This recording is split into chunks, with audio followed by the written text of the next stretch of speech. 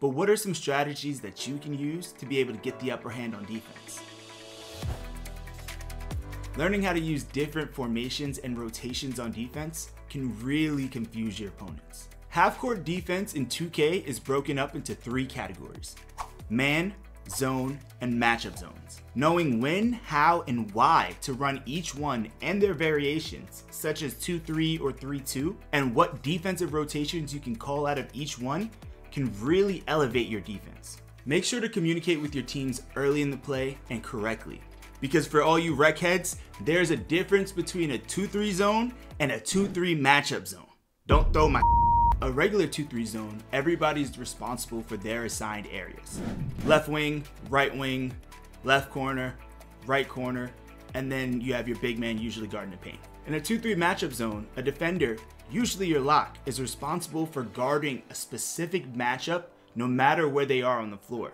So if you have your lock following the point guard across the floor or switching them onto your shooting guard, that's a matchup zone. You did it! So please, for the sake of my rec record and everybody else out there, please just know the difference.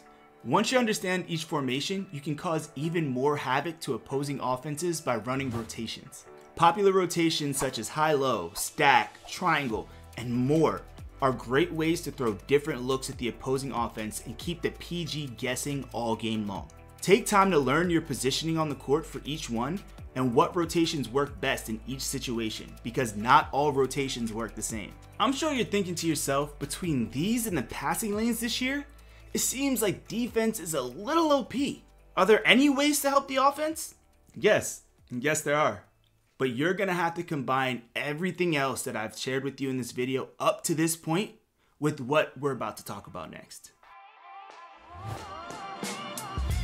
Just like defense, offense can be broken up into schemes in NBA 2K.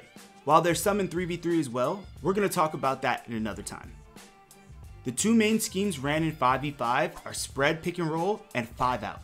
Depending on which one your team is running will impact the spacing you have on the floor.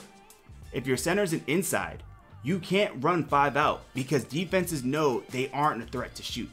Once you figured out your style of play, now you can start reading the floor and seeing where the defense's weaknesses are. If a player's sitting high off the corner, you can call a backdoor cut to take advantage of the gap in the defense. Or if you recognize a rotation might be coming, you can have your center slip on purpose in order to dot the rotation mid-stride. Due to most defenders having a high steal rating this year and the way the lanes are currently, you have to be very careful with your passes. If not, those things are being ripped right out of the air. Once you start getting more comfortable, you can start to run plays to move the defense and create openings to score. The more you force defenses to communicate with one another, the more likely they are to make mistakes. Plays such as Fifi and Bucks can be easy ways to confuse the defense and get your teammates open to score.